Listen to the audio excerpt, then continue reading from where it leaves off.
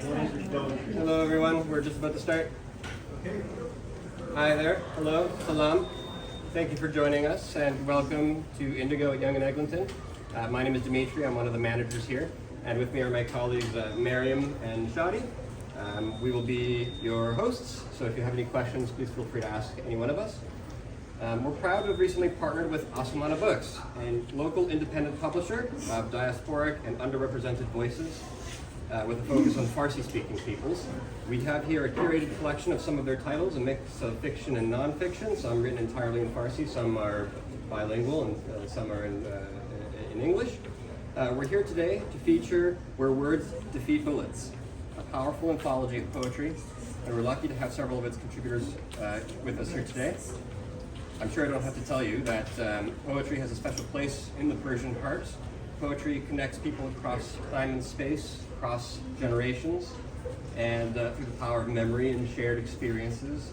Unlike prose, however, poetry's magic is its ability to access and communicate those raw and challenging emotions that sometimes cause normal language to fail.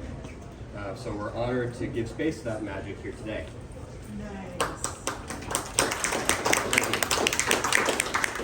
Thank you.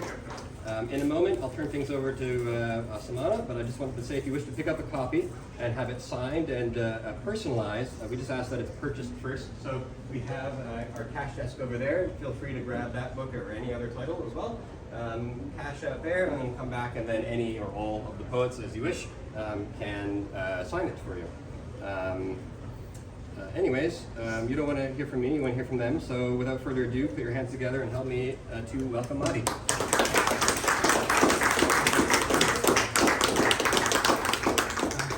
I'm so thankful to Dimitri and managers at this store for this initiative, and very much thankful for being here to all the authors, readers, and community members.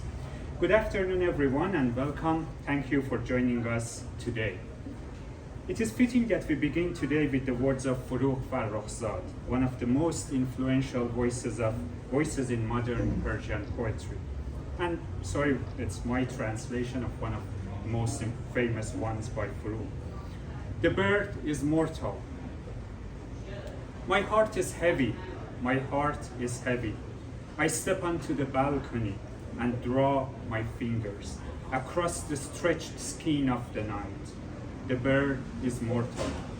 My heart is heavy, my heart is heavy. I go out to the balcony and draw my fingers across the stretched screen of the night.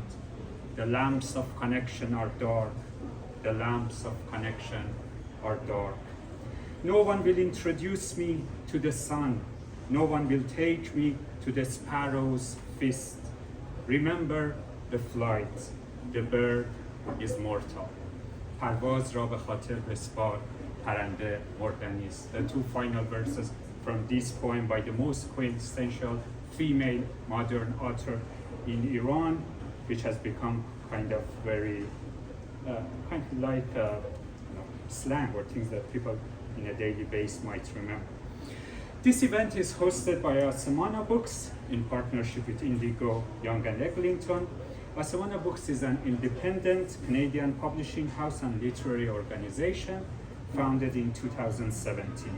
Through publishing, translation, book selling, and community programming, we work to amplify underrepresented voices, foster critical dialogue, and connect diverse audiences across Canada and beyond. Before we begin, we would like to acknowledge the land on which we are gathered today and Asemana Books operates. Asemana Books operates on the traditional territory of many nations, including the Anishinaabe, the Hodouasani, the Wendat, and the Mississaugas of the Credit. This land is now home to many diverse First Nations, Inuit, and Métis people. We are grateful for the opportunity to read, write, and gather through words on this land. We would also like to note that today's event is being video recorded and will be shared through Asemana Books' YouTube channel. Today marks an important milestone for Persian literature in Canada. We are gathered to celebrate the launch of the Persian language book section at Indigo Yonge Eglinton, the first dedicated Persian language section at Indigo store in the Greater Toronto area. This initiative follows the successful introduction of Persian language collections at Indigo locations in Richmond Hill and Newmarket, and represents another important step in expanding the visibility and accessibility of Persian literature in Canada. At Asemana Books, we see this work as part of a broader commitment to diversifying Canadian literary culture. Our goal is not only to make Persian books available to Persian-speaking communities, but also to highlight the global significance of the Persian language and the rich intellectual, literary, and cultural traditions it carries. For more than a millennium, Persian has been one of the world's great languages of literature, philosophy, scholarship, and artistic expression. Yet Persian's place in global cultural life has faced significant challenges over the past 2 centuries. Colonial transformations, national borders, censorship, and language policies across the region have often fragmented the broader Persian network and limited cultural exchange. Against this backdrop, every effort to create spaces for Persian books, literature, and dialogue becomes especially meaningful. We are talking in the context of anti-Persian policies of the Afghanistan during the time we are speaking, under Taliban's government, as well as the heavily censorship language within Iran under the Islamic Republic regime. In that sense, these shelves are not merely retail displays. They are places where stories, memories, ideas, and communities can continue to find expression and new audience. We are especially delighted that today's celebration is accompanied by the launch of Where Words Defeat Bullets, poems for the Iranian people and their 2026 uprising, compiled by Mansour Noorbakhsh. We are honored to welcome approximately 16 distinguished Canadian poets. Sorry if my numbers are not exact, who have contributed to this volume and who will be reading their work this afternoon. Their poems speak to the enduring power of language, imagination, and solidarity in the face of violence and repression. We are deeply grateful to all of the poets, readers, and guests who have joined us today. Poetry, as Dimitri also mentioned, allows people across borders to encounter one another's histories, struggles, aspirations, and joys. It nurtures the curiosity and understanding that make meaningful dialogue possible. And it is often through that understanding that people become interested in a culture's language itself. In this case, Persian, one of the world's great literary languages. Thank you all for being here and for helping us celebrate this important initiative.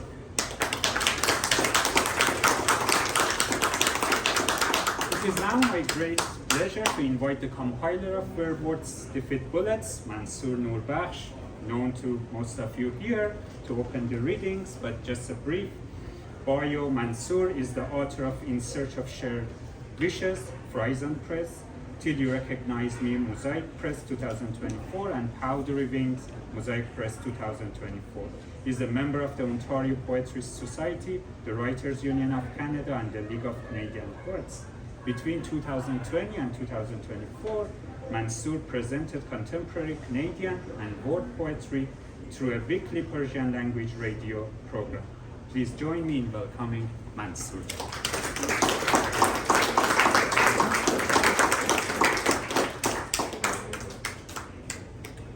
Thank you, Mahdi, and thank you all for coming today and joining us in this poetry reading.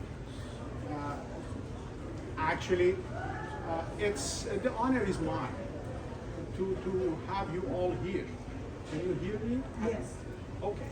I'll try to talk as long as possible to the way that our words penetrates the ears of those who are denying to listen to us, to listen to people. And that's why we're here. I'm glad that we are starting the third session of Words Between Bullets. And in this book, we've tried to talk about the brutality and the atrocity of a regime in Iran that has killed people through more than 4 decades, and recently a mass murders in the street, the innocent people. So, and I'm sorry if I'm too emotional and my words are not very well organized and pronounced, but I try to do my best. So we are here to listen to each other and say to that regime that you cannot try to make this tragedy forgotten. We'll talk about this mass murder, and we have to, because we need to avoid such tragedies in the future. So I'm not, if you allow me, I just not read the bio of the poets, and I'd rather prefer to share the time with you poets to share more comments, critiques, or any notes you want about this book or the subject of the book, Where Words Defeat Bullets. So, just quickly, I'm not going to take your time too long, and our time here is very limited. We need to use our time perfectly and share it with all the poets which are attending this gathering. I'll call every poet for reading, and I'm hoping that you can use this time for sharing your words, sharing your poems, and also if you have any comment, any note, and any critique as well about the book, about the subject of the book, or anything related to what we are trying to do with this writing. So let's get started, and we'll start with Moritz.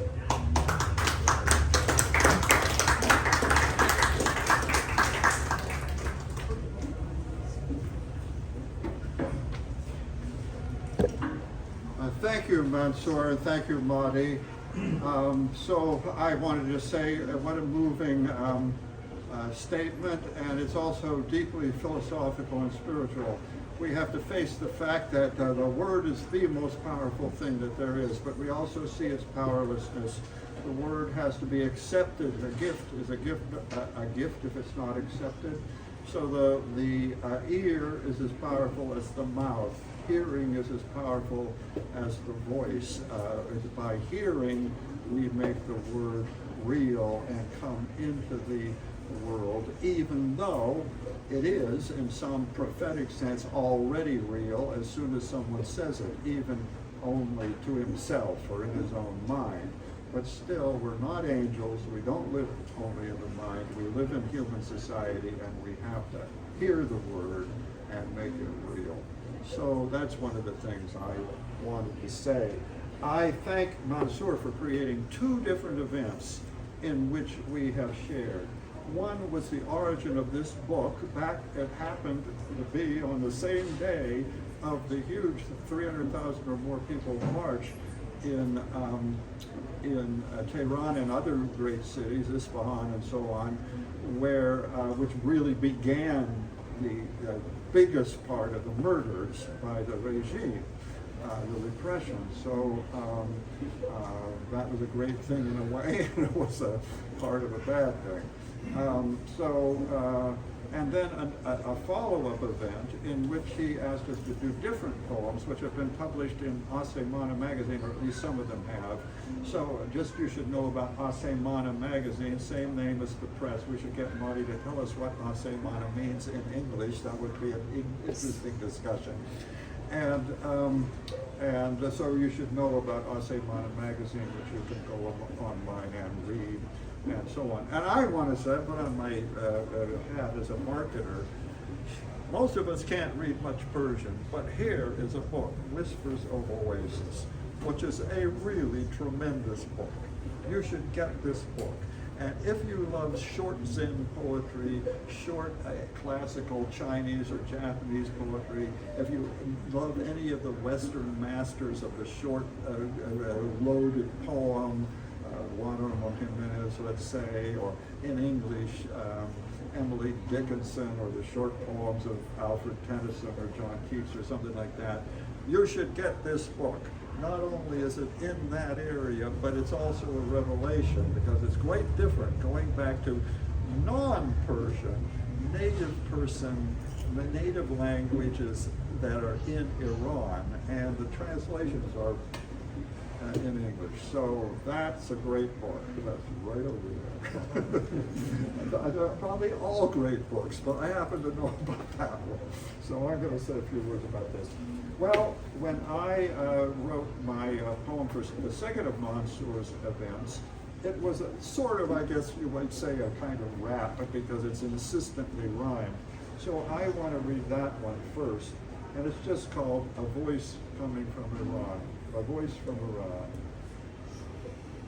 Calculatingly, with a fat eye on publicity, you used the terms good-heartedly and heroically. You carefully, to avoid my family, you said, bombed my evil neighbors. He wasn't home. And what you actually hit, what you destroyed, was next door. You killed my sister and brother. So now I will hate you forever. And so now, here's what would be fair, if anything any longer can ever be fair. Lock yourself in a chamber until you discover how to restore my loves alive to me. Reverse your war. And if you never can bring them back, then die and rot in there so we hear from you no more. That could be called my poem to Donald Trump.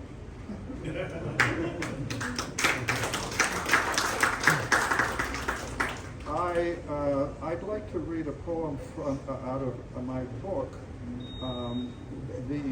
which is called The Biography of the Tyrant, because in two, it sort of takes the theme we're talking about and, enlarges it to all tyrants. So there's a lot of people stuck against tyrants and would-be tyrants who even maybe are tin pot, but they still can do horrible, horrible damage.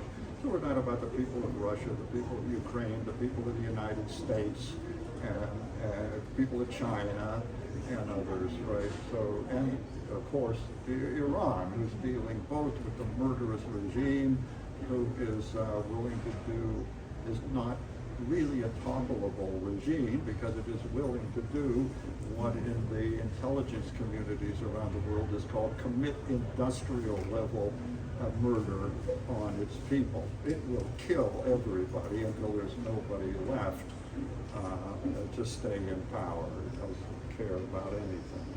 So, biography of the tyrant. Hell is like you, being nothing on earth but terror others are absorbing. digesting the maiming of their body into the body of tomorrow, the beautiful one. Hell is put down into the dirt to decompose to a grain of the core, fire, that lone.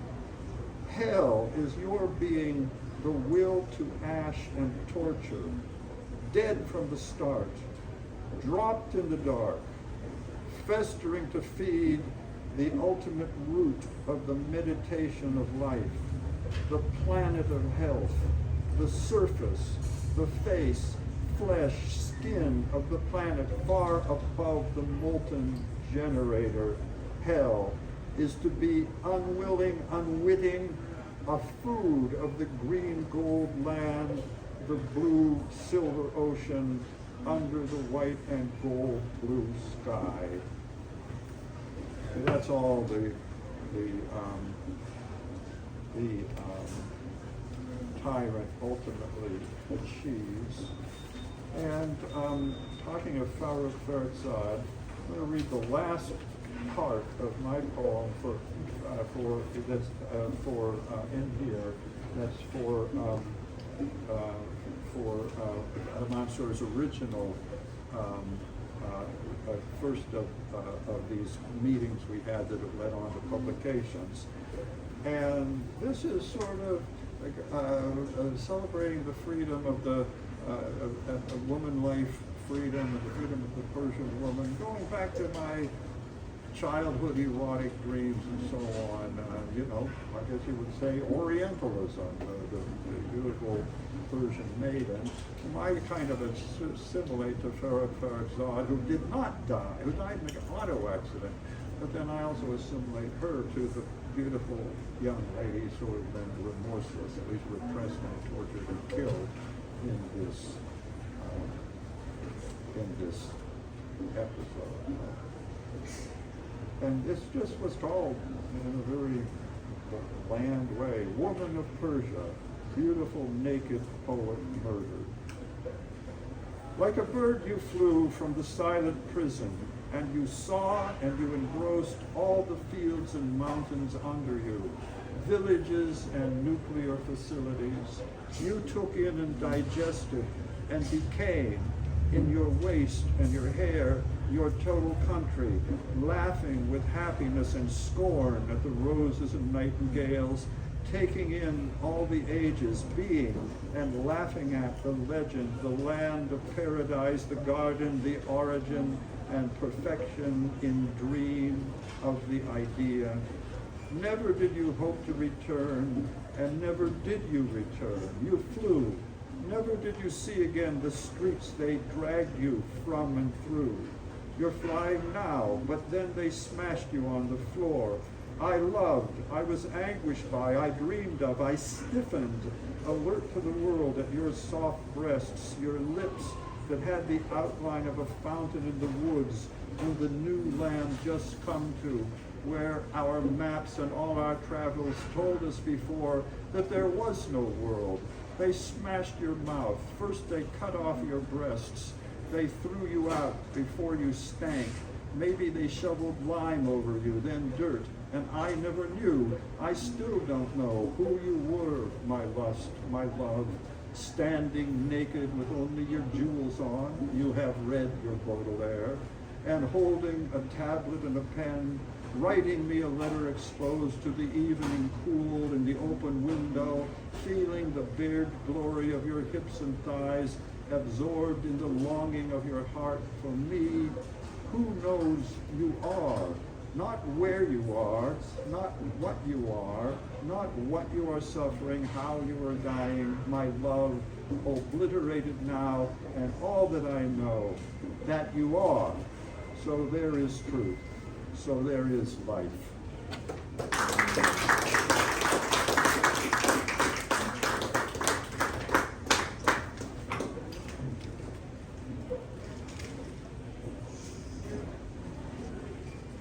Thank you, wonderful as always.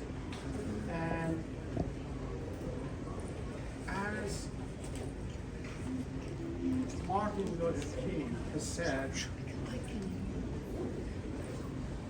injustice anywhere is a threat to justice everywhere.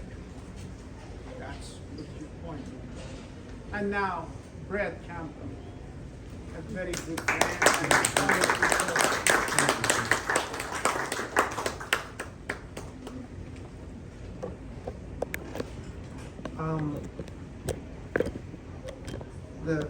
I'll read this short poem and a second poem. This one is called Army Veteran. From his windowsill, he rolls another cigarette. Bars on the window and in his bloodshot eyes, in this working class slum. His pension pays for this room he rents, fully furnished with mice that eat those crumbs he misses from these cat food sandwiches. He wakes up screaming most nights from gunfire, still ringing in his ears and the stench of corpses he shall remember to his dying breath. Alone and forgotten on the 11th day of November. When I think about this poem, I think about how war never ends. Even when it ends, it goes on and lives in the person's life until they die. It's just like a never-ending specter that they have to face every morning. And when I was actually writing poems for my whole life concerning anti-war poems, like they were usually almost always war. You have a war between one country and another for whatever reason, and wars are happening all the time. And then a recently relatively new phenomenon is this civil war idea where authorities in a country like Iran are just butchering their own people. It's not even like the enemy in another country. You're fighting over something, territory. It's like, for me, it's like totally unbelievable. This poem was written at a particular time, but it is not limited by time. 2026, April 25. 67 years, 3 months, and 5 days since I came crying into this world. Today, just another day, tears are streaming down my face. Thinking about all the innocent souls dying in Iran, or Israel, or Gaza, or Ukraine, or Russia, and all over the world. The blood never stops spilling, turning the streets and fields and rivers red. As shell-shocked as my grandfather after the First World War, or my uncle returning home to Canada unhinged after the Korean War. Tears raining down my face, mourning, nameless and forsaken and forgotten dead. All dying in the name of God, according to a handful of men with power. On days like these, when I'm feeling down, I think of you, Mahsa Amini. On that summer day 4 years ago, risking your life by defying the authorities, throwing away your hijab fearlessly, letting your naked hair flow freely in the breeze. Your heart unshackled at last, racing in joy. Leading the way for your sisters and brothers to follow. Mahsa, you're on my mind and in my heart, touching my soul with your soul, bringing a smile to my face again. I will never forget you.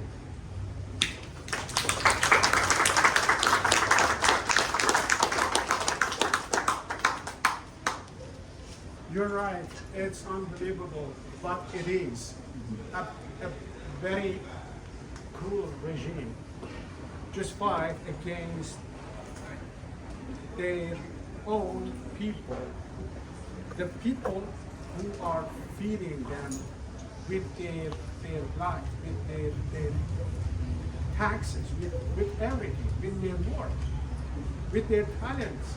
But how it can be happening, that's a question. And the answer is, fanaticism and atrocity and cruelty are coming together in a regime, like the regime of Iran. So now, Guyana Manole, a tireless advocate for human rights. Please. Thank you. Sorry. Hi, everybody.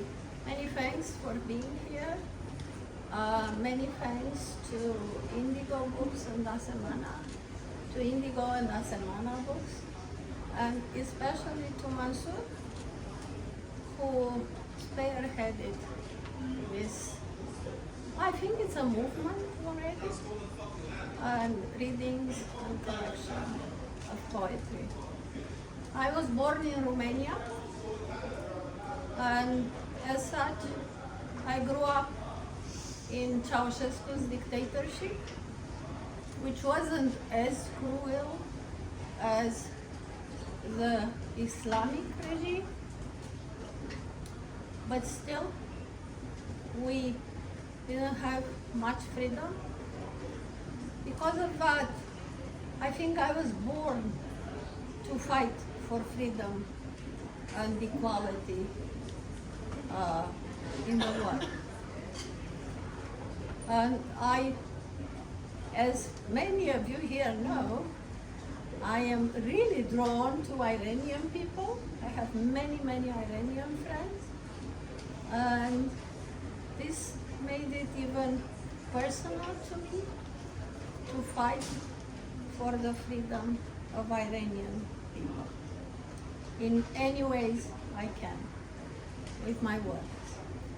I will read 2 short poems, and one was inspired by Masha Amini's death, which has started the women life freedom movement in 2022. And actually I wrote it because Mansour asked me for a poem. I had started it, but who knows? So, Iran needs us. We need Iranian women. To Masha Amini and all women martyrs of the fight for freedom. It's from this anthology. I have another one, I'll tell you.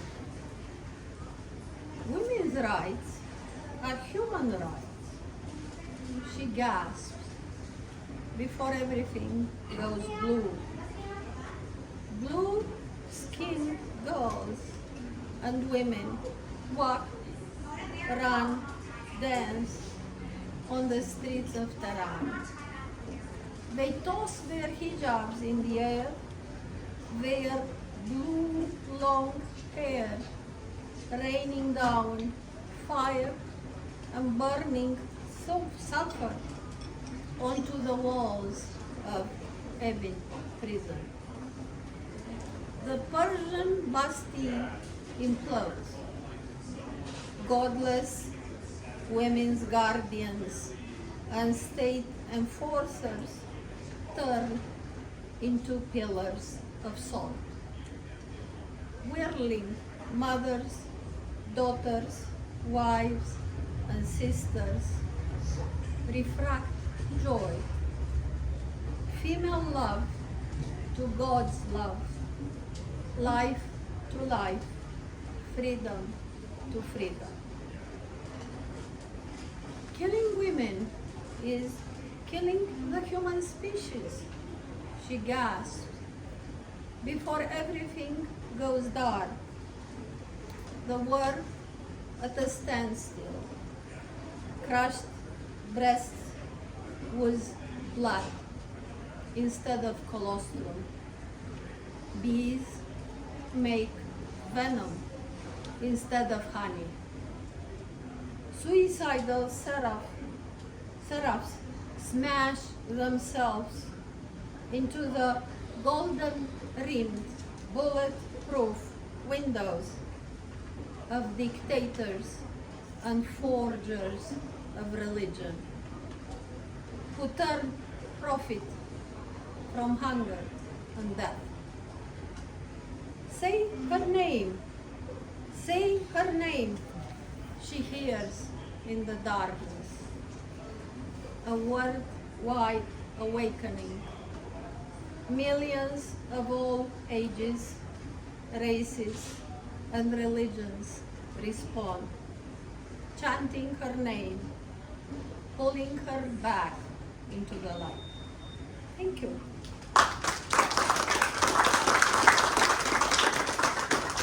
My second poem in this collection is my plea against mass brainwashing. And it talks how I really believe it talks about how I really believe the regime and literally loved Ceausescu as a child. If you want to read it, buy the book. I will read a second short poem, which is dedicated to all poets who are in this room, and all in the book and in the bookstore, and to all the poets in the world who believe that words can defeat bullets.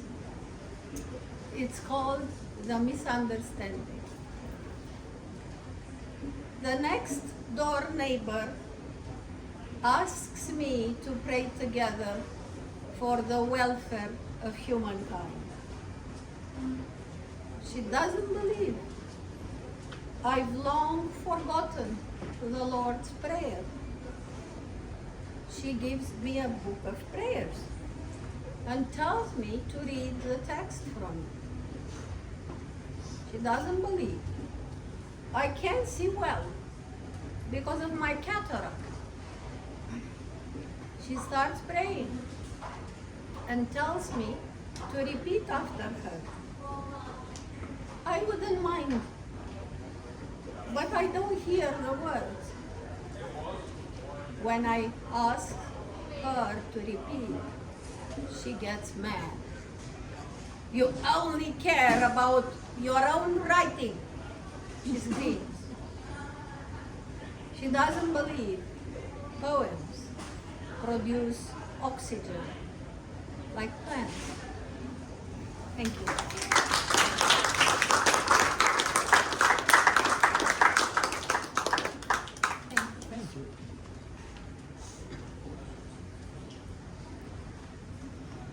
And now, Patrick Connors.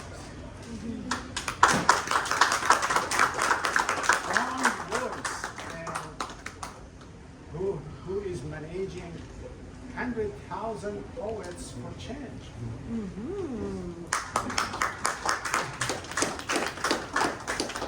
Thank you, Mansour. Congratulations, Mahdi and Asemana Books. It is long overdue that there is a curated Persian book selection in a bookstore.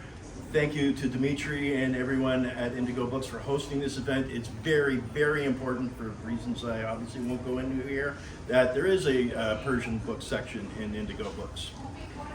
For the anthology, I submitted, one of the poems I submitted was this poem. This is my Revenge Against Artificial Intelligence, AI.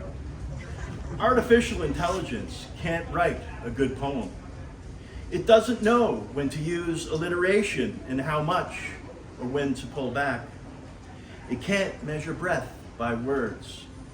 AI does not have soul. By the time this poem is published, programmers may have fed the machine Shakespeare and Yeats, Dorothy Livesey and Maya Angelou, as well as a system to tell which poems are considered good. But AI will still not be able to write a good poem, because AI never scored a goal or caught a fish. AI never broke an arm or burst the first pimple. AI was never betrayed by a friend or a false ideal. AI has never fallen in love. Artificial intelligence can provide a succinct reply to emails, write worker reviews with guidelines for advancement, and maybe even take over the world if we let it. But AI will never write a good poem. Yeah. Thank you. More than ever this week, it just seems every week it's escalating. It's more important than ever to be in solidarity with the beautiful people of Iran. I wrote this poem for the launch event for Where Words Defeat Bullets, and I'll reprise it for you again this afternoon. Bombs. The bombs drop at night because they don't like to be seen before they are felt. It doesn't make sense that bombs would be afraid when they don't even know the people they kill.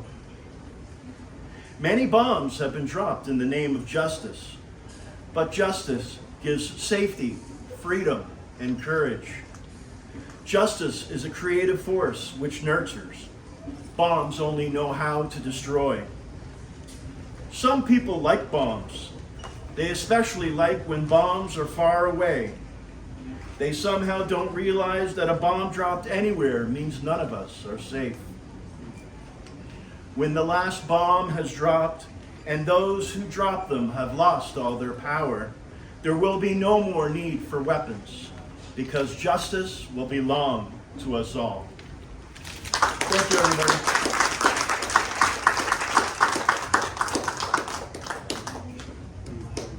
Thank you, Patrick. You're right.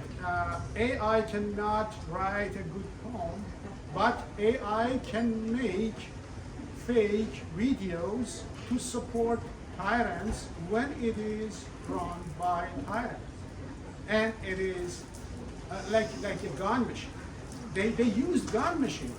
If believe or not, they used gun machine. They turned off all lights, internet, and killed people in the street, no matter how old they were, children, adults, parents, and children with parents. And they also have created fake AI videos to support their atrocity and show them, well, we are good people. Okay. And now, Peta-Gaye, Nash. Yeah, Olga. Peter. Oh, it's okay. No, it's okay. Go ahead.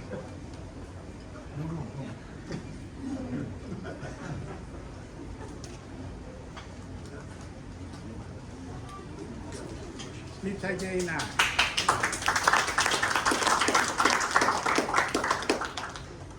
Thank you, everyone. Peter, it's not your fault, it's my parents' fault for naming me something so difficult for every other country in the world to pronounce. So, hi, everyone. My name is Peta-Gaye, and apparently I'm named after my father, Peter. So, hence the mistake. Thank you so much, Mansour, for doing this. You are such a star for putting this together, for putting this movement together. I'm really happy to be here. This is the first time I'm seeing the book. So I'm going to buy my copy. The young man, gave me this so I'd be able to read. But what occurred to me is that if one of us doesn't have freedom, none of us have freedom. And it may not appear that way to the privileged, but I think of my country, Jamaica, and the privileged may appear to have all the freedom in the world, locked behind their burglar bars, unable to walk the streets freely, only living in gated communities with guard dogs and things like that. My country's not the only one that's like this. Many others are, where there is a great disparity. And that is why I wrote this type of poem, in solidarity with the people of Iran, but really with all people who yearn for justice, who yearn for fairness and equality. This is what lives in yourselves. Voice of resistance in you and you and you. Light energy, substance unseen, but real as your hand in front of your face. Rage of rebellion under 400 years submission. Lash, whip, catenine, rubble of quashed rebellions. Rising, uprising. Music of resilience wrapped in toil, sweat, heartache. You feel me? Pulsating, drumbeat, screech of electric guitar, rock and roll, reggae, rap, blues, Afrobeats, a song, a speech, a dance, junkanoo, capoeira, jazz, elastic, rocking atoms, gyrating seams, fashion flying, fighting, floating, rooted and rising. Your sweetness satisfying. I can't dance if you don't drum. Can't sway if you don't strum. Quivering strings, click, click, clacking maracas, cymbal clanging, tom-tom bang, voice, music, rage, living in you and you and you. Real as your hand in front of your face, real as the keyboard, drums and bass. Rooted and rising. Thank you. I wrote this poem because resistance takes so many forms, and a lot of those forms are in dance, in music, in speeches, in rebellions and movements. Do I have time for one more? Sure. So in this diverse land of Canada and our diverse workplaces, the name has been changed, is an Iranian woman. And I said, how did you lose so much weight? And she said, I'm down 20 pounds. Just get your country to go to war and don't sleep, don't eat, worry about everyone who's there. And you too can lose 20 pounds. I said, okay. After we heard the news of mass unlawful killings, targeting heads and torsos, and cut the internet to hide their crimes. Sohila sits at her desk in cubicle beside mine, crying. My country can't get in touch with my brothers, government shut down, the internet. I hold her hand thinking about the internet, taken for granted, a right existing, like free speech, like posting what I want, mostly what I want.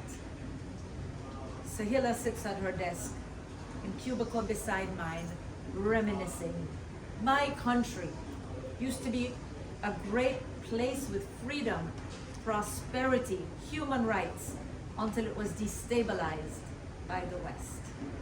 I hold her hand thinking about the West, hearing one side of the story, one country good, savior, fair, fed to us like frosted flakes, sweet, pretty, poisonous.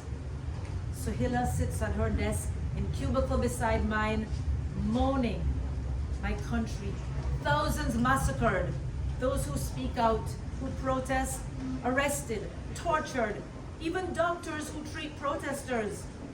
I hold her hand thinking about protesters. It takes hot iron courage. It takes souls willing to die for dignity, for freedom. Sohila sits at her desk in cubicle beside mine, reflecting. This regime is Hitleresque.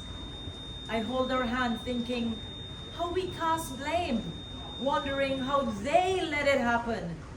Psych 101 explained, people stand by watching, waiting, doing as commanded, fearful, mostly anyway. Some grandchild or great will one day ask, why did everyone allow this massacre? What did you do? I held a hand and listened, I will say, feeling ashamed at the inadequacy, into questioning eyes. I will say, I wrote a poem, feeling ashamed at the inadequacy. Sohila in the cubicle beside mine says, What can we do? What can anyone do? Thank you for listening. And thank you for listening.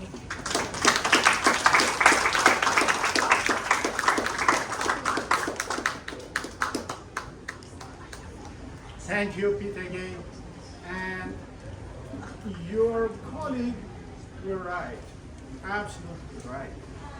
Because I personally had a phone call after a long time. It was banned, the phone and the internet had been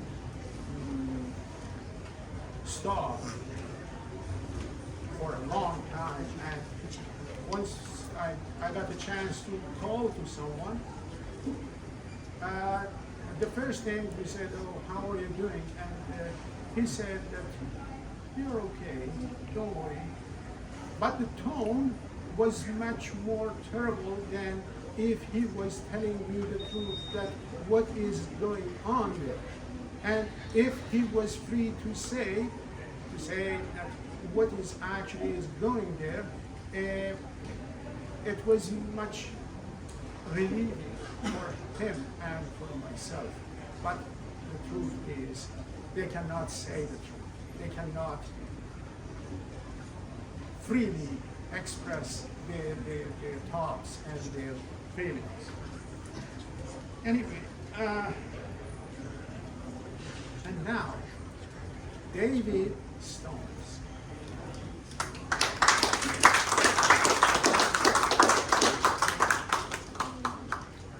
Thank you very much, Mansour. I recently wrote a poem called Where to Find My Poems. And I would not look in this anthology because I don't have any. I missed the call for submissions.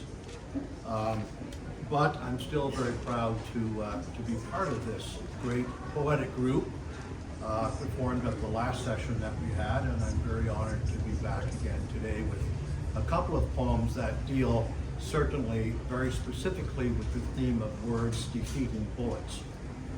In fact, my first poem is called Call for Submissions because there was recently a magazine in southwestern Ontario that had a call for submissions, and it dealt with everything that I think is wrong with the world today.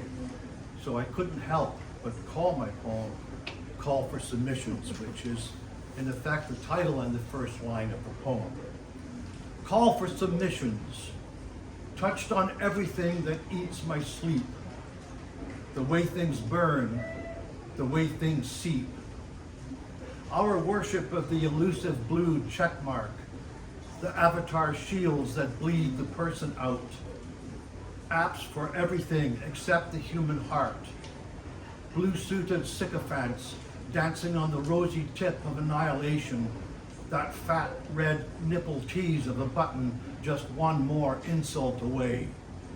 The careless Gatsbys and their little misses snorting caviar and coke while our planet burns, and children roam the village bloated, wearing smoke for clothing in this depleted world where peace is now commoditized and sold to the knee-bend bidder with the most convincing grovel.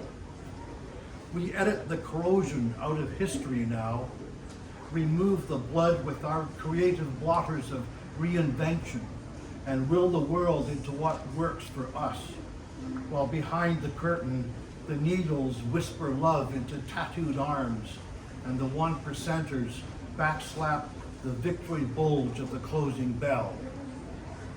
Purchases are now our gods, though Canada's most famous stripes writhe upon the discount table. We're click counters now, hashtag hooers who measure friends by user profile, cliche cuties whacking words like weeds into mindless memes and condensations, not seeing that love with a U is not even close to the same thing. Yeah, I'll tell you, this call for submission stings my chords, I guess. An 8-year-old recently told me that poetry is the simple act of writing down what you care about. I suppose that's what I've done here. Darken the page with the bruises and truths I wish I saw no reason to write.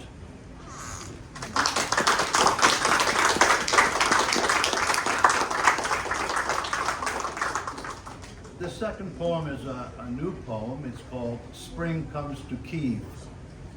But it is a poem about resilience in the time of war and human conflict. And obviously it applies to any war-torn community, including Iran, at this point of history. Spring comes to Kyiv. Even in the sting and sear of these shrapnel days, the gardens insist on their green rebellions. Stubborn fists of tulips push through the lingering skin of frost and body parts. The lilacs by the Dnipro, gushing violet, beside grandmothers planting potatoes among the sandbags, hands wizened by survival, each seed an argument with the future, every root a refusal to vanish. Along the broken alleyways, children chalk bouquets and blooms on cratered walls, an image speaking 1,000 words, while cats turn molten in the sunlight of this fractured place where sirens drift the air like blossoms and budding trees mock the sulfured stink with their urgent roots, lifting emerald hands in prayer toward the heavens. Neither rubble nor carnage can deny the sap, its singing journey through the green veins. Beneath the detritus, the worm must work its spangled magic of defiance and renewal. The ruin of today becomes the soil of tomorrow, while the people of Kyiv walk the thawing streets, cradling spring like treasured contraband inside their hearts. Thank you. And thank you, Mansour, so much for including me. And thank you to Indigo for this great venue. Thank you.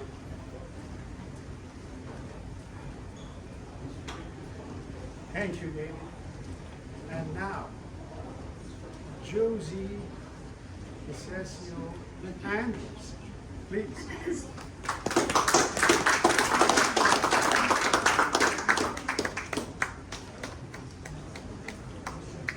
Thank you so much, Mansour. This is wonderful. I'm honored to be here. And thank you, Asemana Magazine and Books, louder. And thank you, Chapters Indigo, for your help. So I was going to read these, but I realized that I have a book called Metastasis, which is about corruption and the evil in our world. And I was very passionate when I wrote this book. So I will begin with a few pieces about this. Prague. The wheel of freedom is disappearing. He set himself on fire. He was screaming, but the music kept on playing. He was taken away by security. The individual has very little power to make changes. Pointless. One gangster changes into another gangster. The silence of bystanders, reiterating, solidifying the horror. All of them complicit by inaction, unwilling to help for fear of self-repercussions, sins of omission, blameless witnesses. We are co-creators of hell.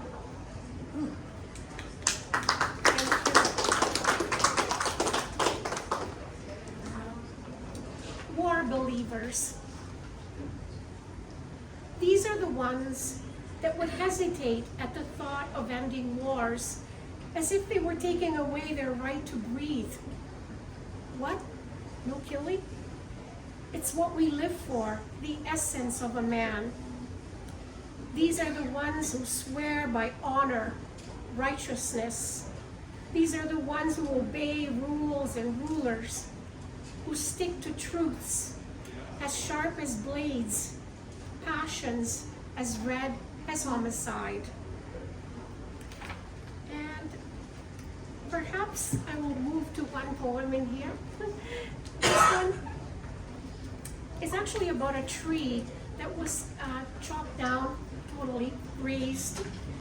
just up the street, and I was in love with this chestnut tree because it reminded me of the trees outside of Kerner Hall at the Griffin Awards with all those gorgeous white blossoms in June. And it's not there anymore, but it also reminded me of the people who were killed, who are innocent. No matter whoever is killed is a human being, doesn't matter what. But they leave their heart with us. He was an individual. His beauty, asserting his heart-shaped leaves against the sky, made everyone's day. A neighbor, a benevolent friend, blossoming anew each spring. His flowers, words that spoke of life, of freedom to exist. Then lightning hit, and soggy with rain, his heaviest branch tore part of his trunk.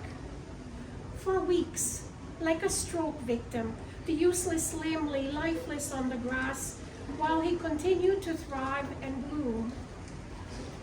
The owner in charge of the property wanted order, abhorred this mess. The injured tree no longer fit his paradigm of what a tree should be, though he could have been trimmed and saved. Soon the tree cutters arrived to behead it. A shorn torso was left.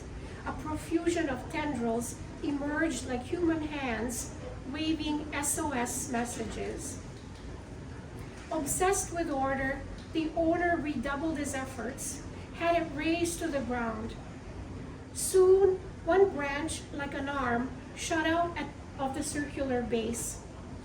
Heart-shaped leaves, a clear message. In uniforms, the tree authorities came to dig out the roots, to eliminate the idea of him, filled in the grave with soil, covered it with grass. In my mind, the tree still lives. It greets me where it stood as I drive or walk by. His words of life still bloom in books of poems he wrote in white and green. So too that owner's heartless prose forever stings. I would rather be that tree than one who is blind to life and beauty.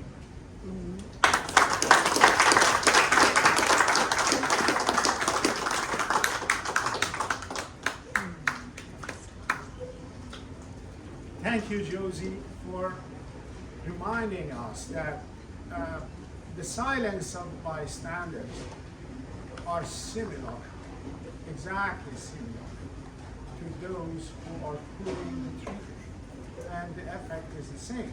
And without silent bystanders, those who are pulling the trigger cannot do that. So, and that's why the poets cannot be silent, as you said, and cannot be bystanders, as we all know. That's why we are here. Now, Susan Ksiezopolski.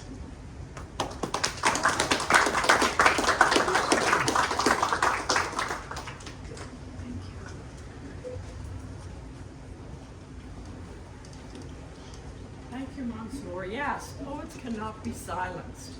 And you know, the title, Where Words Defeat Bullets. The irony is that, what is the power of words to defeat bullets? I shared the title with a friend, and they kind of thought it was a bit comical that words can defeat bullets, but as poets, we know that's possible. Because what is the power of words? The power of words is the ability to connect. The power of words is the ability to make one feel something. The power of words is to build some compassion, a call to action. And as poets, we know that that is what we do. So I honor all of you for putting your voices in this beautiful anthology to give people that hope that there is power in words, and that words are a starting point to help us to inspire the change that we all hope to see in our world, and especially where words are silenced. And as poets, we cannot let words be silenced. So I have a poem in here, but my eyes need something a bit larger, so I'm going to read it from here. It's called Under God's Sun, and really speaks to, regardless of what's happening, it's that human connection that matters, that feeling of solidarity. And this was written in solidarity with my Iranian family, my Iranian friends, and the whole entire Iranian community, because they have been through so much over the years. And to see the Persian collection here of literature is so moving. So congratulations for making that happen, and thank you. Under God's Sun. Under God's sun, we are all one. Our elusive unity strengthens our resolve, stitches us into the cause, to overcome the immoral forces, to secure justice for all, unburdened by inequities, to lead the way out of oppressed mourning. We must graciously carry the shadowy struggles to meet this mountainous moment, standing ready to challenge the rustling rage. Let us heed the emancipation of refreshing hope as it rises to extinguish the fire, sparked by rancid words, fueling hate endured for far too long. Even the trickle of time cannot silence its roaring cry for freedom. May we join in song to defend the restoration, repair all shattered nations, guided by unseen forces, no longer blinded, now redeemed by the forgiveness of past transgressions, as we seek allies of reconciliations, even in the blotched benediction of choices, the veil of indifferences lifts. We feel the energy shift and awakened as sun-kissed morning glory. Thank you. Thank you.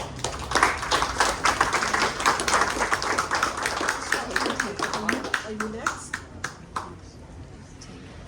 Thank you, Susan. And now, Brenda.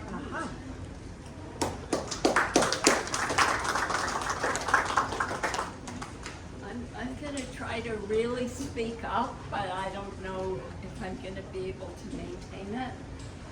Thank you, Mansour and Mahdi, for this incredible group of people and poets that you have now brought together 3 times.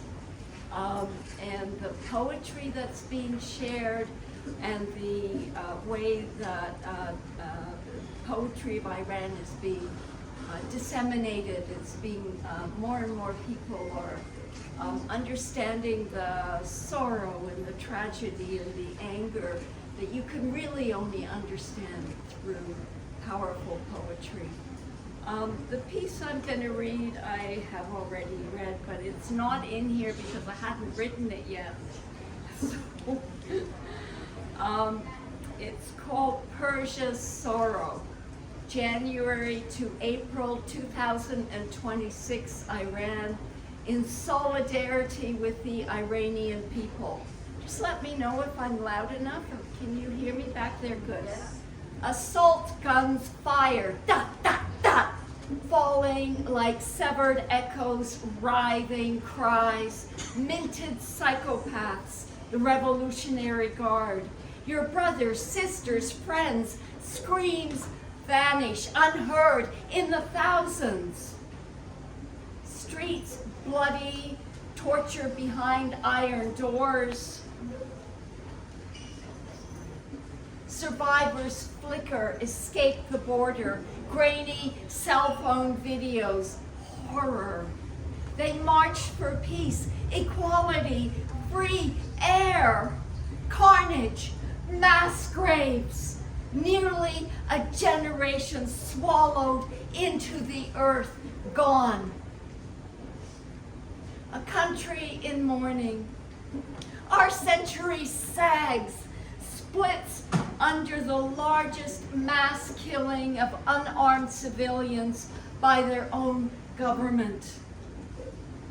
Israeli and US bombs fall on rulers, infrastructure, nuclear sites, military depots, and schools.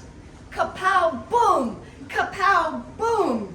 Pray, topple the regime. Iranian drones bomb thudding Israel and US military bases carved into Gulf sand. War spreads a widening circle. My distant air without acrid smoke of pulverized brick, gashed craters of dead and suffering bodies. I hold a shroud, an image of a hijab, feel a land I don't know, carry horror, memories not mine, and see terror in my Iranian friends' eyes, torment, fury, sorrow, and lament in their poetry. Great Persia's lost beauty, tolerance, connection, complex art and thought, a priceless, intricately woven, let me do that again. Great Persia's lost beauty, tolerance, connection, complex art and thought, a priceless, intricately hand-woven carpet over its bleeding and bombed land. Desperate shadows suffocate the people, live in the bones of the cage that imprisons Iran. My pen drops. I heave with tears. Why? Why these good, honorable people suffer? Lives fodder for the ruling class, dictators in a deathly bobbing row. One falls, another pops up. A ghastly circus game, specter. I search the map, gaze at landmass, contours, the Strait of Hormuz, barrage of ships held back as global oil prices rise, a stock market's ocean pulled by a bloodied moon. Smug oil gods withhold crude, plug the shipping route, black gold threads through everything, our greasy addiction. Burning fuels, love of plastic, enabling a theocratic nightmare, a rule of terror. A country's lights turned off, dark silence where filaments of connection were lit. An Iranian intranet claws the country. The official channel blasts propaganda, runs schools. My friend's family in Iran, 1 minute phone calls out, we're safe. The skies are black with bombed oil and we can't breathe. Bombs are falling, we're okay. We're still here, we're eating, yes. We stay home, Mom and Dad are frail but safe. We love you, we love you. And what when the calls stop?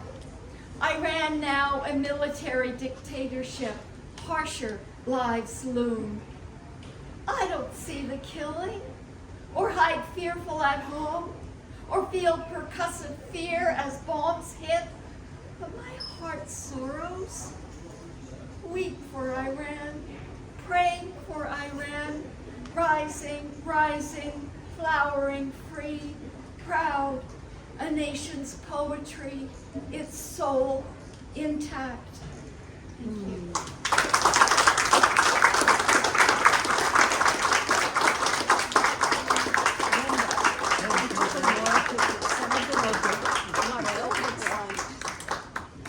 Your performance just made me very emotional, more than what I was.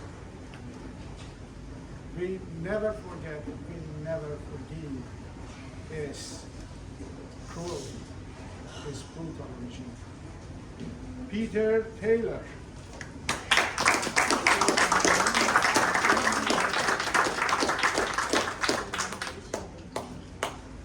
Will the real Peter stand up?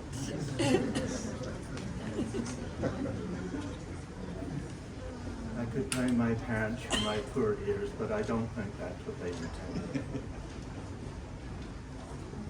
When I was finishing my new book, Cities Within Us, I wanted a title poem that captured all the major themes in the book: birth, death, war, destruction, beauty, resurrection.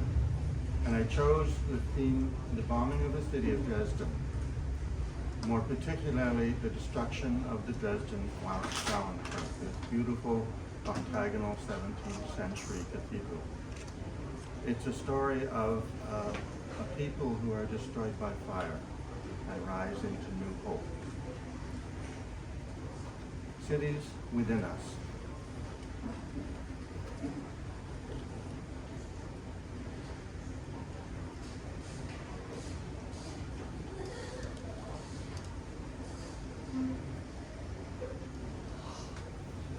The epigram. The cross and orb that topped the Dresden Frauenkirche were even crafted by a British goldsmith whose father took part in the fire raids in February 1945. BBC News.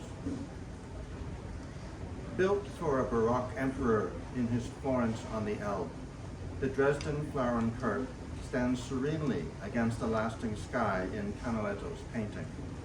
Her graceful dome, the stone bell, hard as Meissen porcelain, deflecting the impotent cannonballs of invading princes to rise above a busy marketplace, calling her faithful to the catechisms of Luther and eternal anthem of the Ode to Joy. But when they came for her on Ash Wednesday, unrepentant winged furies, dropping 4,000-pound blockbuster bombs with incendiaries to create the Holenfjord, the hellfire, there was no water for the hoses or shelters for the people, only flames and whirlwind and terror. The dead not cremated in their own homes were stacked in funeral pyres in the street and torched with flamethrowers. She alone withstood the bombing and the fire, to become a sacred kiln heated above 1,000 degrees Celsius, annealing her faithful to bone ash and eternity, until dawn's despair awoke her ecstasy and she collapsed into the altar's final sermon in stone. Her spire cross, twisted into a bomb site, lay hidden beneath the ruins for half a century, until a new cross, forged in steel and burnished with guilt by the son of her enemy, resurrects her random stones to bring hope and reconciliation to a city drowned by fire and risen from the ashes of its mortal clay. How many died? Who knows the answer? A great stone asks in silence. The answer lies within us. The cities lie within us. Thank you.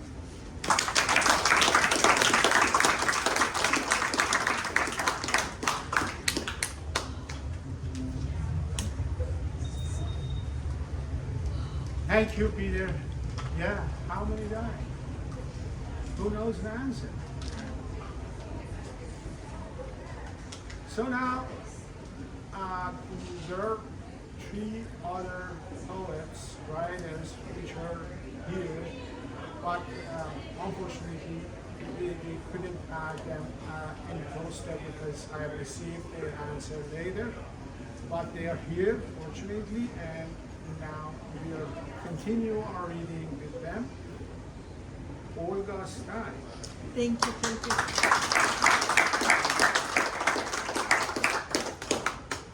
Thank you so much. I'm not going to keep repeating the same thing. So very quickly, thank you, Dimitri. Thank you, Indigo. Thank you, obviously, Mansour and Mahdi and Asemana Books and everybody who's here today. So I'll begin with 2 poems not written by me. They're written by a Russian-born poet like myself who left the Soviet Union in the early 70s. She lives in New York, and her recent collection, I think, picks up on the same theme. she's very concerned and still very connected to the Ukraine. And she went back to the Ukraine and lived there for a few months, and some poems came out of that visit. And so I want to honor her work by reading 2 poems, and then I'll read one of my own. I'll read, one poem is called A Conversation with a Bomb, and it's from a book called Gods of Unfinished Business. Please call Nina Cosman. Nina Cosman. Yeah, please explain about her. Of course. Oh, you want me to say something No, else no, about her? because you didn't say the name of the poet. Oh, I'm so sorry. I thought I did. Nina Cosman, and she's a well-known poet. Published many books. Again, an American living in New York, and like myself, an immigrant. And she, allows me kind of to look at my own work through her own, because we're both immigrants, and we come out of something very similar. Again, both from a country that was a dictatorship and has become a dictatorship again, very sadly. So she responds, in her work to many of the same themes that have been raised here today, and I think the poems resonate with many of the poems that were written, fabulous poems that were written and read today. So this one is called A Conversation with a Bomb. A bomb said to a city, "I'm falling." The city asked, "Whose side are you on?" The bomb said, "I take no sides, I'm falling." The city said, "Look around you." The bomb said, "Too late." The city did not say anything. Another poem, a little bit longer, is called Upon Seeing a Portrait of Gendrich Yagoda on a Wall in a Moscow Police Station. Speaking of brutality and people who committed terrible crimes against humanity. Gendrich Grigorievich Yagoda, Nina adds in her collection, was a Soviet secret police official who served under Stalin, and he supervised the arrests, the show trials, and executions of countless innocent people. So here's the poem.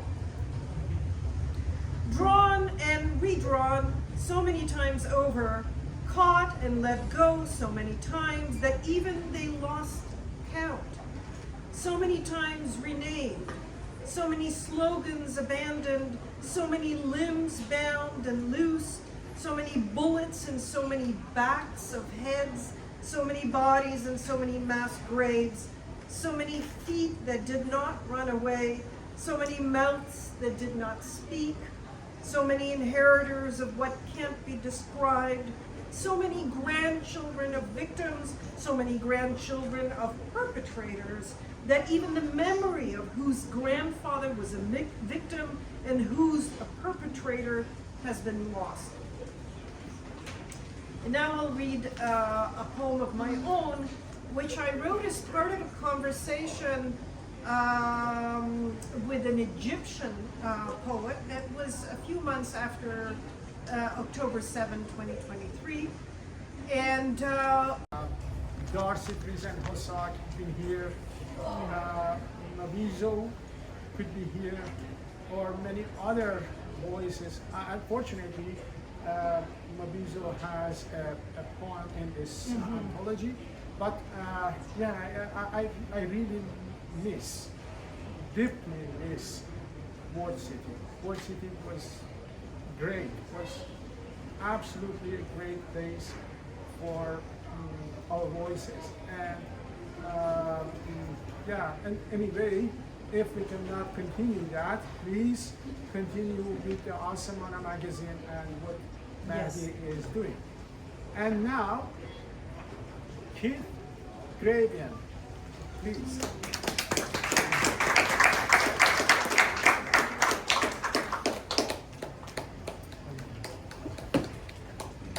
Yeah, I want to thank Indigo and Dimitri and his assistants, and Mansour and Mahdi and Asemana Books, and of course fellow poets and other guests, interested guests for being here. I'm going to read two poems. The first one is not in the book, but it was composed, I think, for the original launch. And this is about the famous Turkish poet Nazim Hikmet, who ended up in exile because he was a communist and because he wrote far beyond, outside the grain of the establishment poets. The government struck back at him by sending him into exile. And exile is another form of torture, it can be. Although I think of some of the greatest writers always thinking of themselves as being in exile from conventional establishment standards, practices, etc. So here's the poem, Hikmet in Exile. Thick-voiced mountain horsemen slash the sun's throat, spilling crimson into a lake. Even winter cuts like a silver knife. What is real is life, doomsday ordained, time flowing red from a child's throat. But you are better than those who carry prison within themselves. Cloud-driven, you defer age, blue eyes gleaming, red mustache twitching to the rubaiyat you compose. Tchaikovsky on the cello, past wives remembered, bondage and freedom, your red apple heart juiced by the most distant stars. Light filters into you as you pick olives, their leaves the loveliest of green. Cherished tobacco, hazelnuts, amazir apples, pomegranate seeds, melons cooled in wells, cheese pita with sesame seed, the smell of geranium on your fingers. Your grief and penal solitude, the silent hostility of a closed door, lasts more than a year, more than a century. The sun flashing off and on, people dying for the same bread, the same dream, your heart beating to the pulse of distant stars, feels the sadness of an empty shell. Your country groaning under the heels of rampaging thugs. Your hand on a wife's flesh in the mind, light flooding her hair, slipping through your fingers. You want the right of life, the right of the leopard ready to spring, the right of the first man. If you could only have one more hour in Istanbul, who knows at this moment which executioner stalks you? Who knows at this moment which ghost, etc., and so on. Exile is never an easy art to master, but you are ready to die as easily as birds. Your muse already taken to blue vacancies, full of glittering discs.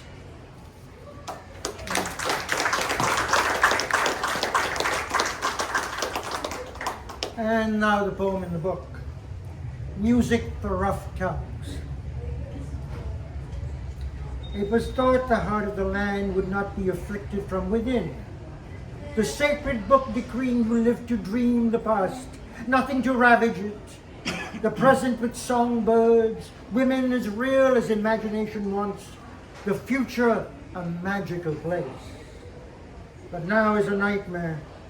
Your map scorching young and old, with tyrants' biases for false angels with wings to raise up orthodox obsessions to a great moth's glittering minaret, while white wolves of the west howl at the guarded wall, leaders of the pack salivate greedy graft. It is not the night or moon that slays you, nor the desert, the sea, or the sun. It is priests shrieking sermons, guards and rulers with treacherous weapons, killers of enlightened dreams. You were born with wounds, your hands feel stone, salt-burning lips, heart stung with sharp grief. Your earth not an anthem, not wine or rainbows, nor all light on jasmine or swaying palm. You, the ones who see dark holes in the heart of your land, throw dice to risk massacre by ruffians, recite poems of freedom, your voices falling like feathers on burning sand, while killers abduct mirrors, obstinate songs, desolate tunes, living diaries, desires, stifling what they fear. The history of earthquakes, lightning, voices with secrets deep in grains of your skin, brave bone marrow. You are the true lovers of homeland, guardians of hopeful days, voices stigmatic, martyrs of passion, moons looking down at wreckage, life shrinking as tyranny and death force the moment. But you know the wilderness of youth bears gifts, music for rough tongues, hearts in adamant chains, as you sing above nightingales, ambergris breeze, flood tides of blood. Your linked hands, embraces, as real as dying, as real as a storyteller's tales, the avant-garde light burning on water near the city's walls, shadowed by human shards, many masses dying free of fear, raising ruined faces. Praise be to your arms outstretched to the sun, your unmemorized names creating an unexpunged anthem, a chorale with a single rising finale. Every death is a first death, but biers of the dead make beds for the unborn.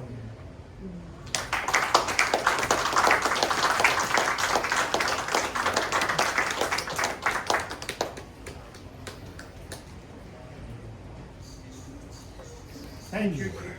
And your reading just made me so proud of our community and understand how strong voices we have around us to support us and to echo our words, and how words are strong enough to defeat voices. And now, Sciascio.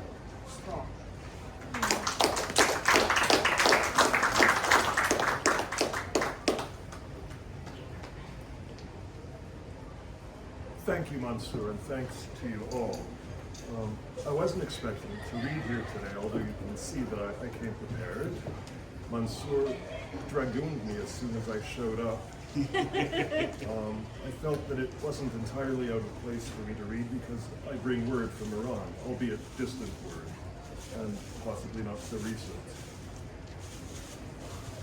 Unlike others at this podium today, I'm not a poet. At least no line of poetry I have written has been attributed to me in print. I'm an editor. Along with the well-known poet Banu Zan, I'm co-editor of the international poetry anthology Woman, Life, Freedom, Poems for the Iranian Revolution, which is available through Indigo and other outlets. Some of the poets whose works are represented here are in this room today. There's Mansour Noorbakhsh and Mahdi Ganjavi, I see. Possibly others, I'm not sure. The poets in this anthology live on 4 different continents. 3 brave poets live in Iran.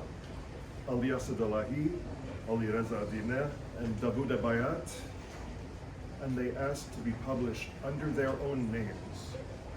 These writers live openly as free citizens under a violent dictatorship, and they're not afraid for their names and their thoughts to be known. This has not been without consequence for them. I admire them greatly. And that's why last winter, at one of these events, I requested permission to read their words and not my own.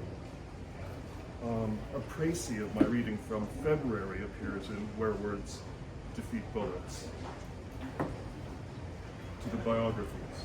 Ali Reza Dineh a poet, writer, and visual artist, was born in 1974 and is a current board member of the Iranian Writers Association, a banned organization.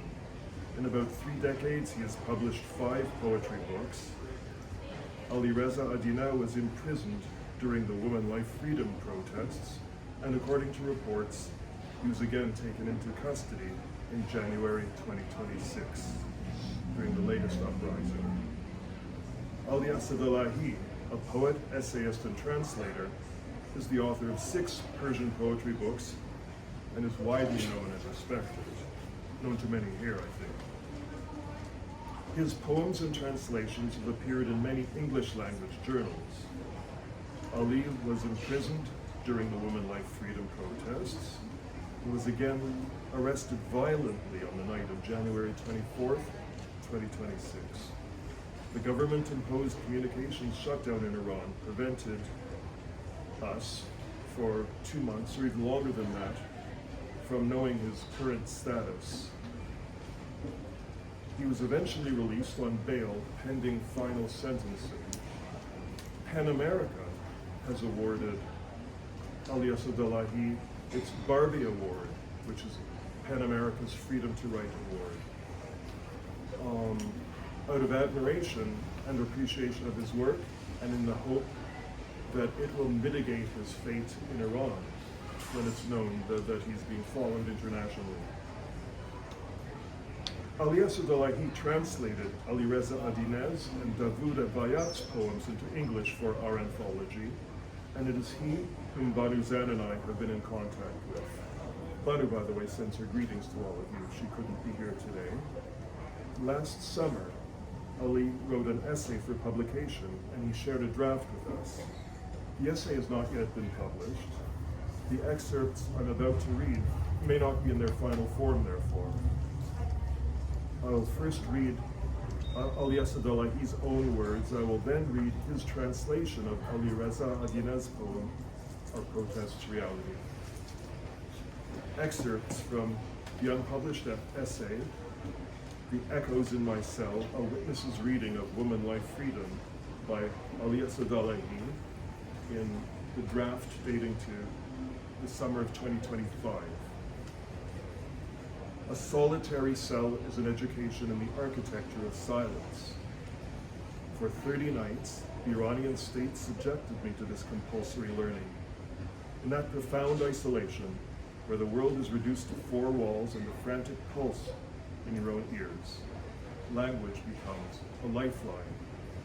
Memory rebuilds the vanished streets, and the echoes of chanted slogans become a private liturgy. In that crucible, poetry is not a luxury, it's an act of survival. The editors of this new anthology, Woman Life Freedom, Poems for the Iranian Revolution, understand this alchemy perfectly, noting in their introduction that when a struggle is waged, quote, the art remains as witness and testimonial. Their commitment to the power of the work itself is underscored by their editorial process. All submissions were read blind without knowledge of the author's name, ensuring that the voice, not the reputation, was paramount. This collection is an archive of screams and whispers, a testament I read not as a detached critic, but as a witness who has been unmade and remade by its truths.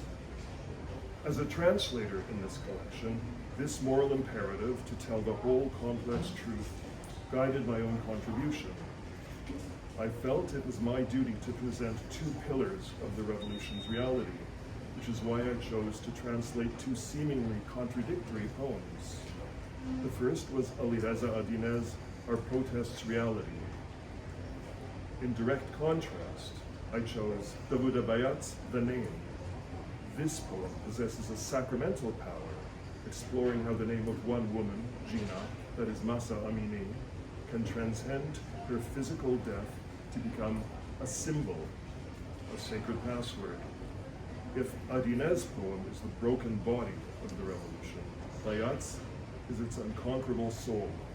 It felt essential to present both truths, to show a world audience that this revolution is not a romanticized epic, but a struggle waged in both blood and spirit, in filth and in faith. Dedicated simply to the martyrs of freedom, Woman, Life, Freedom is not a memorial to a revolution that was, but a living testament to a revolution that is. It ensures that the names will be said, the ugly realities will be witnessed, and the echoes from ourselves will continue to reverberate until they become the anthem of a free Iran. It is a tribute to the enduring spirit of all who have been caught in this struggle, including my sister Anisha Asadolahi, who is in prison for her fight for freedom and equality, has not had a single day of leave in 2 years, and has spent 110 days in solitary confinement. And Ali writes, I hope that one day when she is free, she will see this book and my words, and know that her fight for her ideals was not in vain. The words of Ali Asadolahi. Now, the poem I'm about to read is a terrible poem. It's terrible in an older meaning of this word. It evokes powerful emotions in its listeners. If you know the language of the English Bible, the English version of the Bible, you may know that God is called terrible there. Not bad, but powerful, awe-inspiring, frightening. Many of the poems in this volume are delicate, lyrical, contemplative, and picturesque. This poem that I'm about to read is not. Here is what translator Ali Asadolahi writes about it. Quote, it is a brutal, confrontational piece of anti-poetry, an act of iconoclasm against the cheap grace of martyrdom, unquote. You will not forget its words once you hear them. It's a poem for terrible times.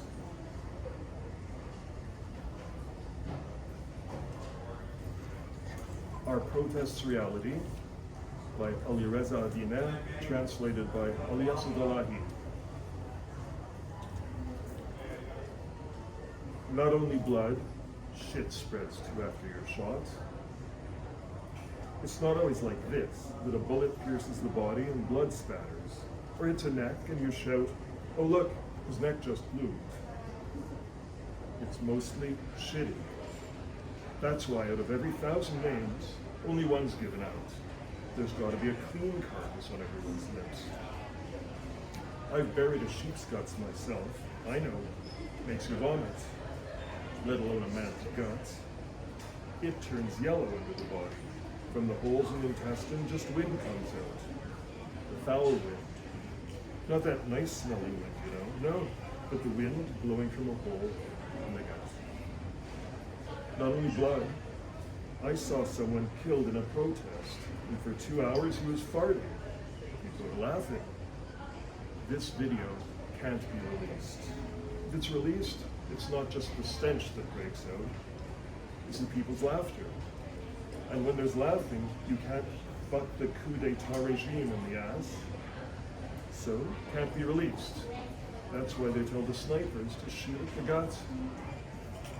Clean death comes over the airwaves, but there are always more dead, more dirty dead, more killed than they announce.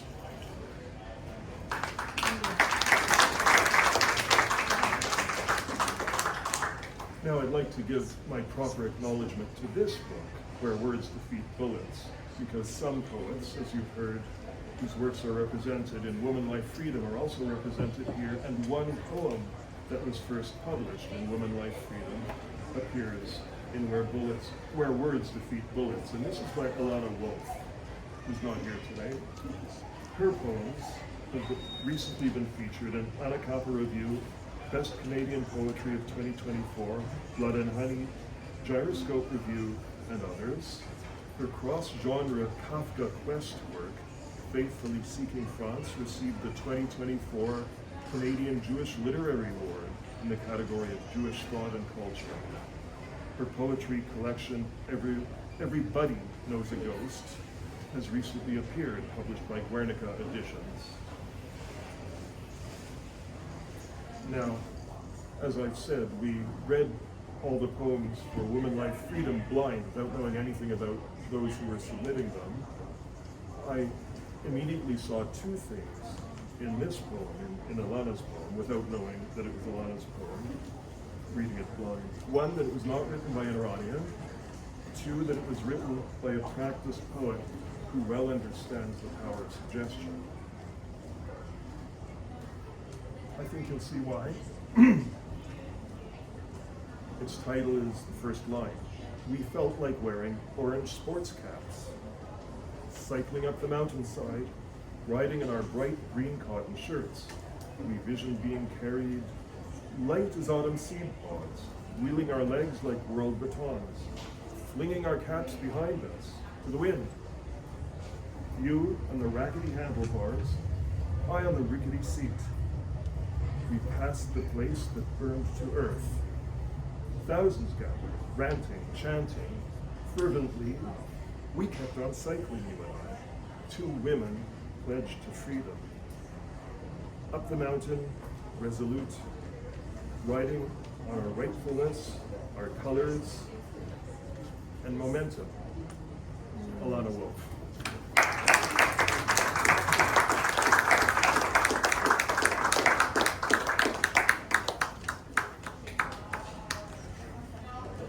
Thank you, Sai, for sharing lots of very important information about that book and this book, From Words Defeat Bullet. And now, if you all are bearing with me, I want to invite Mahdi to come and read one of his poems. And if still you're okay and you're awake, I'll read a very short poem at the end. Then we'll have time to walk around the tables, and if you wanted to purchase a book or if you want to ask someone to sign it, then we can conclude our meeting after that. So now, Mahdi Ganjavi. Thanks, Mansour John. Thanks everyone for this powerful day of listening and engaging with all these thoughts and words of solidarity. It means a lot to me in a personal and intellectual level. Let me also read two poems, if I may. In the main square of every city, a scale hangs with two hands. In one, freedom. In another, a precision-guided missile. A vendor shouts, regime change, on condition of a knife at half the price of blood. And those exiled by oppression with bent passports in their fists, all around their loneliness, scroll through the bombs on counters that race before their eyes. One says, if a school burned, the regime struck the match, and there is precedent for it. Another says, if a roof collapsed, it's because justice was hanging by its feet, and the child from beneath the rubble asks for the spelling of the word preemptive. On satellite televisions, the missiles wear lipstick. They smile, and in a peaceful accent, promise friendship.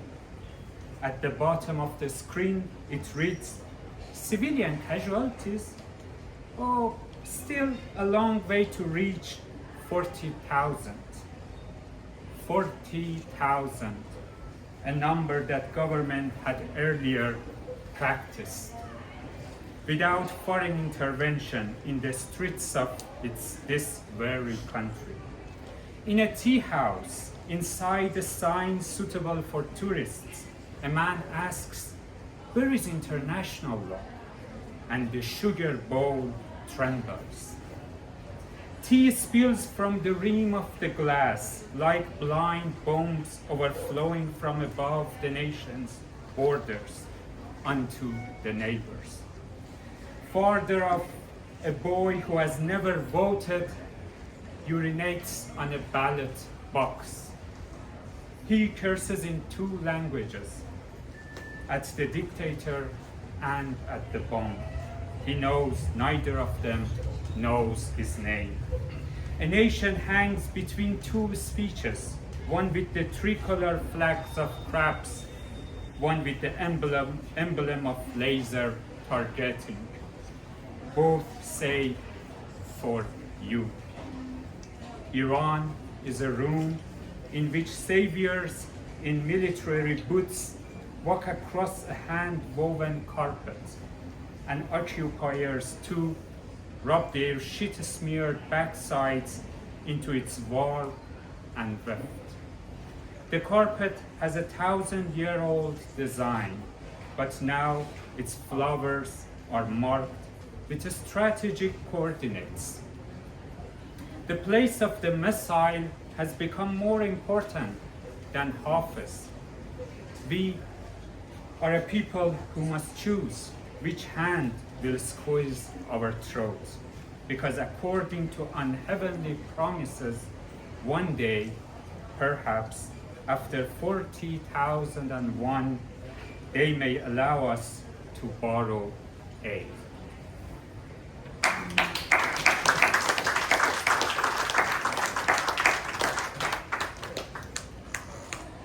It's a pity that war is one of those goods that once sold cannot be returned. You can only keep it in your house, take it with you to work, carry it to bed, and invite it into your dreams. You cannot put it out on Wednesdays with the garbage. If you want, you can play with it, but be careful not to become war's debris yourself. The municipality has strictly forbidden its recycling. You may take it to the rallies of its supporters. It grows fatter. Take it to the rallies of its opponents. Its mouth splits wide open. The post office won't accept it either. A fragile label won't help. War is a device that wherever you put it makes the house smaller. At the dinner table, it sits between the spoon and the bread. On the bus, it takes the seat of the elderly. In the park, instead of a tree, it digs a hole and plants the park in it. And slowly, it grows so large that it fits neither in the house nor in the city. That is when the city itself is folded into war's drawer. Thank you.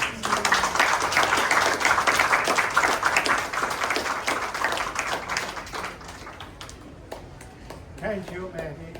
And also I should say that with his effort, this book could come out and get published very quickly and very timely. And thank you again for doing that. And I cannot run away from this photo. And if you remember, if you've seen this video, I cannot, it's something in my mind, and whatever I could see, whatever was released to us, and still we don't know how many, and just bear with me a few minutes or seconds. I wanted to read a short poem I have in this book. There are 3 short poems of mine, but I just read this one, and then we can conclude this event and just talking together and going around the tables. But this poem is entitled Depths, and it's a direct relation from heart to those, from my heart, from the poet's heart to those who left on the ground on the street at night without any help. And the brutal regime tried to suppress their voice and tried to cut their videos and tried to deny that nothing happened. But we know all that what is happening. Debris. I engrave your name slowly, and after each scratch, I gently blow the debris and cover the letter with my hand, running, turning my eyes around like a thief. I engrave your name on a wooden bench where we have never seated together. Where we have never seated together. Where have you scratched my loneliness? Where have you scratched my loneliness? Where have you blown its feathers? Thank you so much. Thank you all. Thank you. Let's get together and walk around the place. Thank you all. I'm not sure. I got to run. I got to drive back. Be here. Really great.